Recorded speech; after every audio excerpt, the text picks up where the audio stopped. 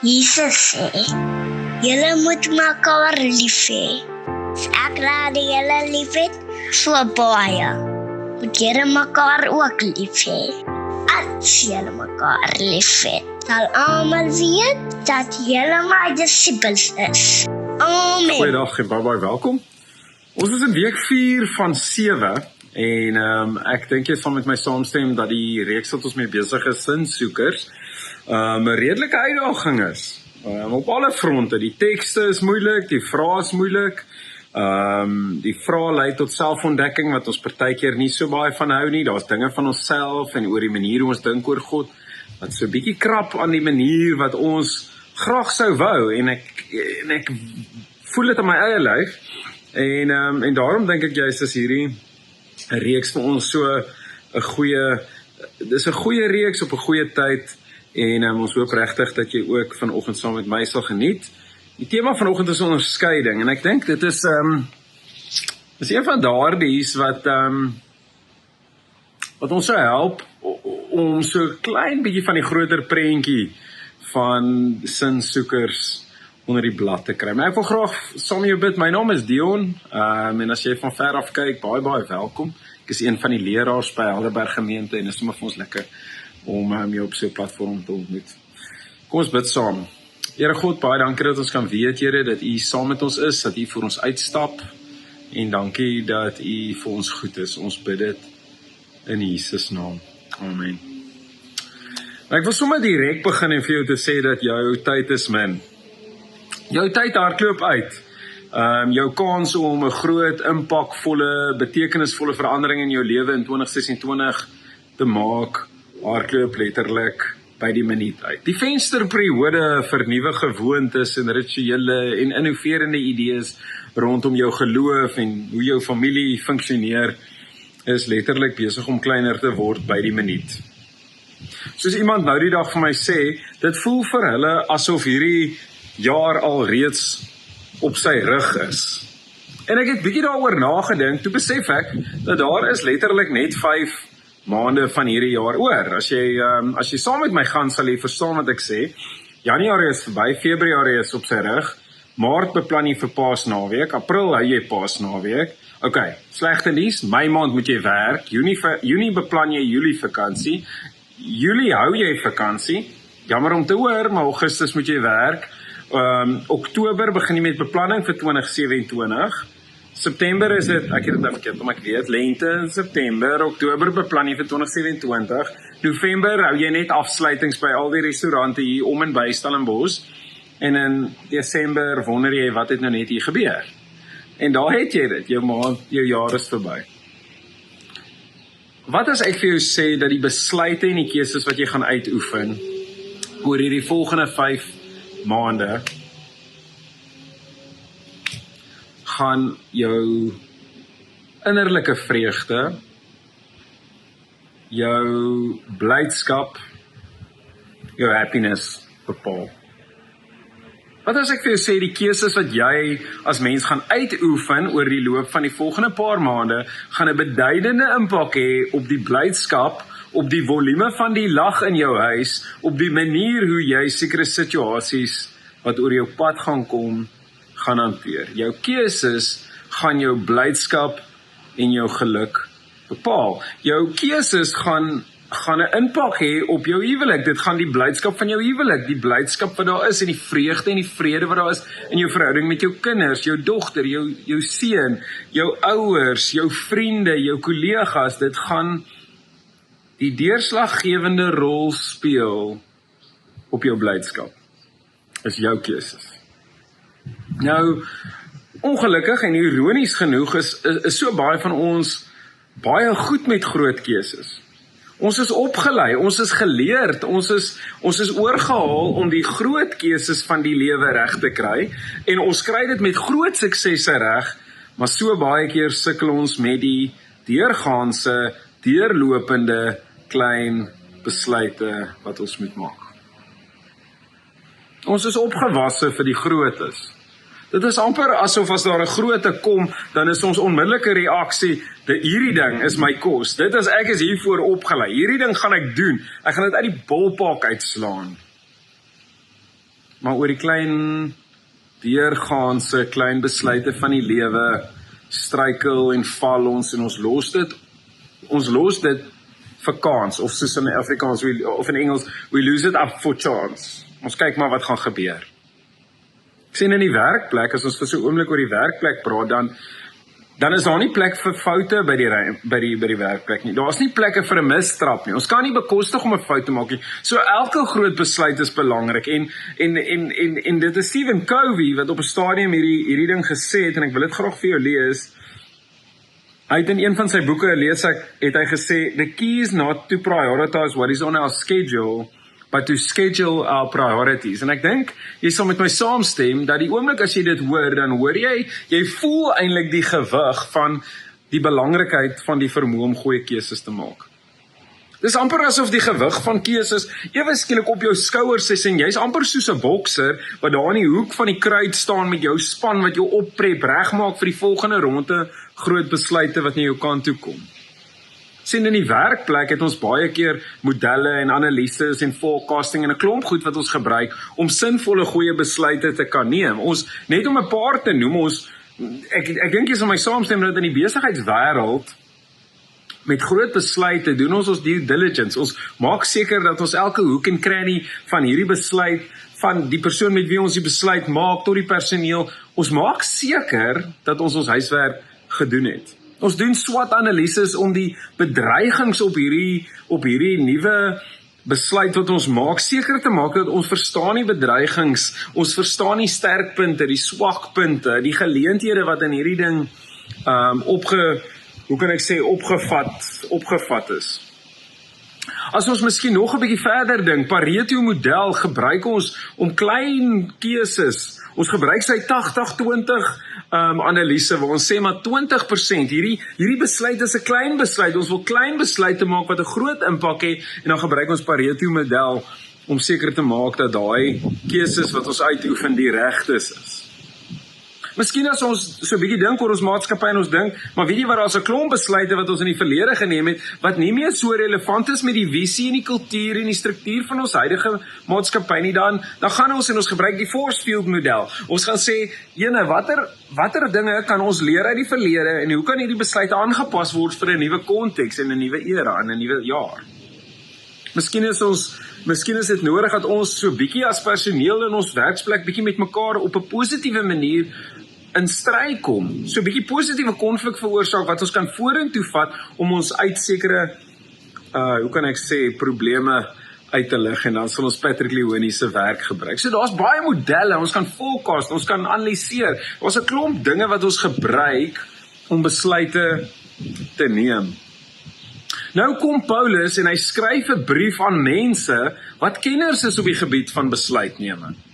Hy skryf 'n brief aan die gemeente van Filippi, die stad van Filippi wat nou in vandag se hedendaagse tyd sou wees in Noord-Griekeland. Nou, hierdie groep mense is nie sommer jou enige deursnit antieke persoon nie. Hulle lewe by die episentrum van intelligensie.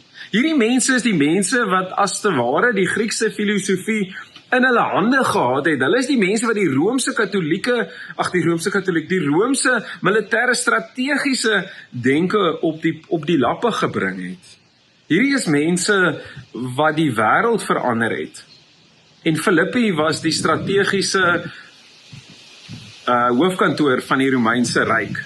So dis hier waar die slim mense bymekaar gesit het, die mense wat geweet het hoe om besluite te neem. Nou, net om jou 'n idee te gee, as jy gaan kyk na die syllabus van die MBA wat heiliglik by Stellenbosch aangebied word, is baie van die ondertoon, die basis van, of die filosofie hoe die MBA by mekaar gesit het, as gevolg van hierdie filosofiese denkwyse wat die Romeine gehad het in daardie tyd, gebore uit daardie tyd en uit daardie milieu. Die gebruik van stoïsme filosofie wat sê maar, weet jy wat, ons gaan nie dink aan rede nie, ons gaan push, jy weet, en so kan jy alles wat in daai milieu ontdek is vandag nog steeds baie duidelik sigbaar in besighede. As jy sommer net vat Nike, just do it.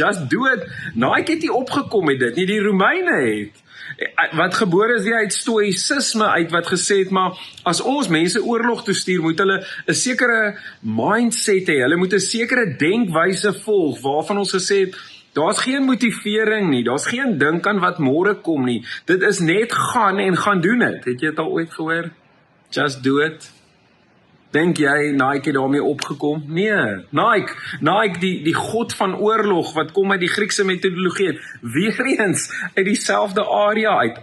Adidas wat sê, impossible is nothing. Presies wat die Romeinse ryk op 'n stadium gesê het vir hulle magte. Rolex, die horlosie, wie van julle het 'n Rolex? Dan sê jy weet, a crown after achievement, dis letterlik hulle sê ding. Nou, die Romeinse ryk het vir hulle weermag 'n baie dieselfde tipe filosofie gehad, en hulle het dit op 'n stadium opgesom met die volgende: achievement demand visible reward.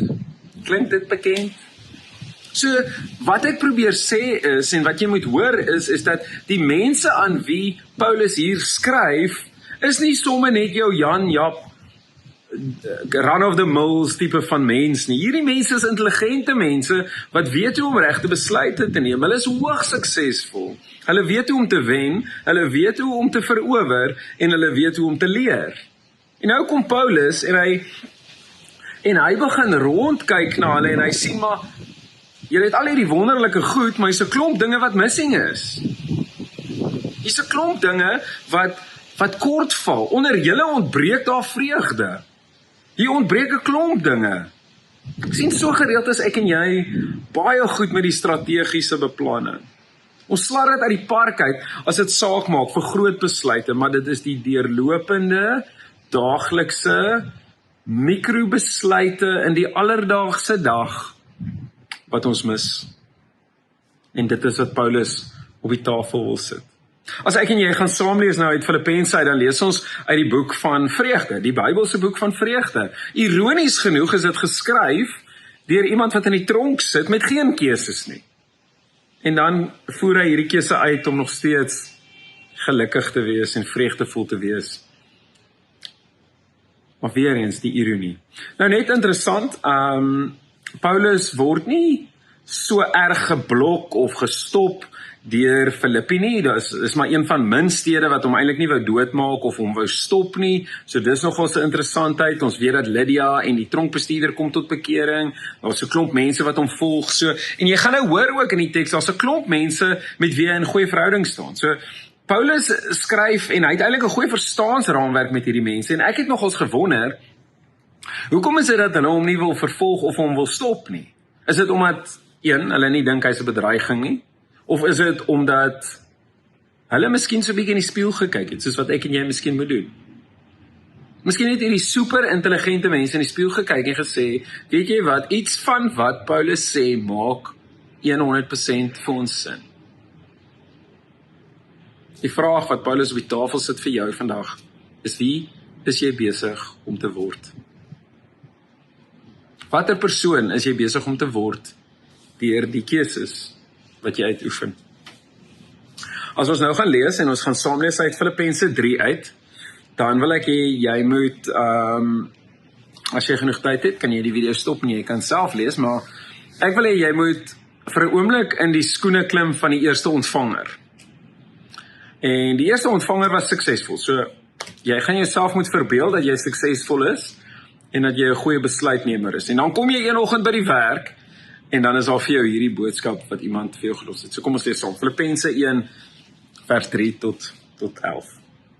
Ek dank God elke dag wanneer ek aan julle dink, altyd in elke gebed van my vir julle almal. Bid ek met blydskap oor julle deelname aan die evangelie. Van die eerste dag af tot nou, jy is hiervan oortuig dat hy, wat 'n goeie werk in julle begin het, dit sal voltooi tot op die dag wat Christus Jesus kom. Dit is immers vir my reg om so oor julle almal te dink, omdat ek julle in my hart hou. Wat my gevangenskap sowel as die verdediging en die bevestiging van die evangelie betref, deel julle almal saam met my in die genade, want God is my getuie hoe ek met die innigheid van Christus Jesus intens na julle almal verlang, en hier kom die hoofdeel. Ek bid juis dat julle almal al hoe meer sal toeneem in kennis en insig, om die dinge wat saak maak te kan onderskei onderskei, sodat julle met die oog op die dag van Christus innerlik suiwer en onberisplik kan wees, gevul met die vrug van geregtigheid deur Jesus Christus tot die verheerliking en lof van God. Paulus sê om die dinge wat saak maak te kan onderskei. Ek wil dit anders stel. Om met helderheid te sien wat werklik waarde het. Om onwrinkbaar te kies vir wat ewigheidswaarde dra. Om deur die geraas te sny en die ware gewig van dinge te erken. Om 'n innerlike kompas te hê wat jou konsekwent na die beste vorming lei. Om die morele gewig van 'n keuse te kan aanvoel voordat jy dit ontleed. Om nie net reg te kies nie, maar die beste te kies. Om die verskil te ken tussen wat dringend lyk en wat werklik belangrik is. Om die vermoë te beskik om te weet wat werklik waarde dra. Om te onderskei is die geskenk wat God vir jou gee vir jou geloof. Dit is 'n persent wat God vir jou gee. Sien Paulus kom en hy sê, dit gaan nie so seer oor wat jy doen nie. Dit gaan oor wie jy word. Hy sê, dit is die vraag. Hy worry nie. Hy sê nie kyk na jou keuses rondom wat jy doen nie. Hy sê kyk na jou keuses en vra wie word jy?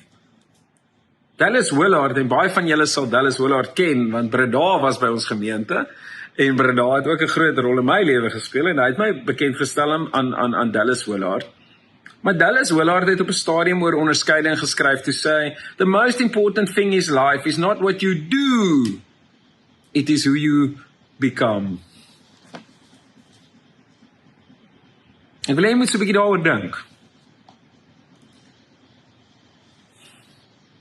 Sien wat ek agterkom, as ek luister na Paulus, dan kom ek agter dat dit gaan nie oor die groot besluite nie. Dit gaan selde 'n massiewe impak op my vorming hê. Wat die grootste vorming in my lewe gaan wees, is die reeks klein mikrobesluite wat ek moet neem, wat vormend is daagliks op 'n manier in my lewe. Onderskeiding word dus die vermoë om my foon neer te sit wanneer my kinders hier op die mat Lego speel. Jy hoor. Onderskeiding is om so 'n bietjie anders te dink. Dis om te luister na my 5-jarige op so 'n manier dat sy voel sy gehoor is wanneer sy die storie van die sandput vir my vertel. Dis om die gitaar op te tel eerder as om die foon op te tel. Dis onderskeiding. Wat is die goed wat die grootste vorming gemaak? Paulus vra nie wat is sonde nie. Hy sê nie, maar hierdie goed is sonde nie. Nee, dis glad nie wat hy vra nie. Hy vra watter keuses voer jy uit, wat gaan lei na 'n swakker weergawe van jy. Sien, onderskeiding in die huwelik is 'n game changer. Dis 'n absolute game changer. Want ewe skielik begin jy as paartjie keuses maak wat goed is vir julle, wat vormend is vir julle, in plaas van net wat vir julle gemaklik en wat vir julle lekker is. Onderskeiding is hoe kwaad raak. Dit selfs daarin is onderskeiding om te sê, maar hoe kry ek stilstype? Wie van julle kry stilstype? My ouma het altyd gesê, iemand wat stilstype kry die horries. En dan sê, as een van ons kleinkinders nou kwaad geraak, en dan sê altyd gesê, daar kry weer die horries. Hoe kry jy die horries? Kry jy die horries en dan is jy kwaad en dan mors jy 3 dae of sorteer jy dit uit? Dis om saam te stap. Dis 'n klomp mikrobesluite. Sien, 'n huwelik is nie opgebou deur die oorseese vakansie en die wildtuinvakansie en die diamantring en die kar en al daai goed nie. Dis maar geringe sake. Huwelik word opgebou deur mikrobesluite elke dag. Dit is die stacking van die verskillende opofferings wat 'n huwelik maak wat hy is. Dit is om kwaad te wees, maar nie afstand te hou nie. Dis om 'n chocolate in die onderklerekas te sit. Dis om 'n goedkoop date te gaan doen. Dis om 'n waterlemoen te gaan sny en te gaan kyk na die uitsig in die son wat ondergaan. Dis wat 'n onderskeiding is. Onderskeiding is die vermoë om reg te kies in die oomblik, soos hy by jou, soos wat hy oor jou pad kom, want jy's voorberei en belyn met wie God alreeds in jou lewe is. Onderskeiding is om te vra, wat vat die beste van my tyd? Vat die werk die beste van my tyd en die huis kry die oorblyfsels, of kry die werk die oorblyfsels en my huis die beste? In watter rigting beweeg die tyd in my lewe en hoe vorm dit my? Dis die vraag. Dis moeilike vrae. Sien, wanneer onderskeiding deel is van my lewe, dan begin ek die wêreld sien soos wat God die wêreld sien. En dit is so baie joy, daar's so baie genade. Dis nie iets wat jy oordink nie, dis net iets wat jy is. Dis iets wat jy geniet. Jy ontdek 'n nuwe deur na 'n nuwe wêreld van blydskap toe jou huis verander in 'n ander soort atmosfeer. Daar's 'n ander soort atmosfeer onder julle, want jou lewe word in lyn gebring met God se lewe. Onderskeiding is die stilte van 'n hart. Dis om 'n hart te hê wat rustigheid beleef en wat stilte kan inkorporeer, wat net bedink oor hoe jou lewe met God belyn is. Onderskeiding is om te vra, wie laat jy toe in jou binneste? Wie laat jy toe om jou te vorm? Wie is jou vriende? Wie is die mense met wie jy die meeste tyd spandeer? En is hulle mense wat vormend kan bydra tot wie jy is, of is hulle nie eintlik nie? Dit is Eugene Peterson wat skryf en sê, as hy dink aan discernment, dan sê hy, it is a long obedience in the same direction. Om getrou te wees in dieselfde rigting elke dag, daagliks, honderde klein mikrobesluite in dieselfde rigting. Dit is die ontdekking dat daar iets meer is. Sien, jou geluk gaan jou sukses gaan jou nie gelukkig maak nie. Jou belyning en jou ondersteuning en jou onderskeiding in God se rigting is die ding wat die deurslag gaan gee. En ek weet dit, want ek het al baie lank suksesvolle mense se laaste in hulle laaste oomblikke met hulle spandeer om te weet, waar lê die prioriteit in hierdie lewe?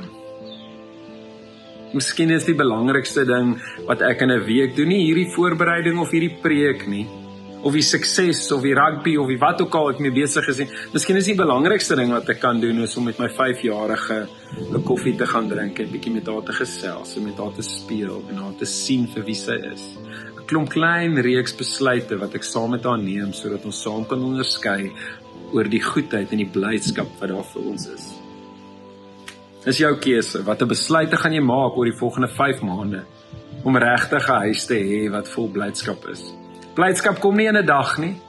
Jy gaan nie, daar's nie 1 of 2 groot besluite wat jy kan maak wat blydskap gaan aanbring nie. So vergeet dit. Dit is 'n klomp reeks besluite in die rigting van God. Dit is die enigste manier, daar is geen ander nie. Dit is die sielkundige Henry Cloud wat skryf in sy boek Boundaries. Dis nogals 'n interessante boek. En ek los jou hiermee. Hy sê, wise decisions often begins with what you stop. Wise decisions often begins with what you stop. Gaan sit 'n bietjie en dink oor daardie. Mag die seën van die Here op jou rus. Baie dankie dat jy hierdie tyd gevat het om te luister. Ek hoop regtig dat dit deel is van jou vorming. Dis altyd vir my lekker. Ek wil graag vir jou bid. Baie dankie vir jou ondersteuning en ons sien mekaar gou weer. Kom ons bid saam.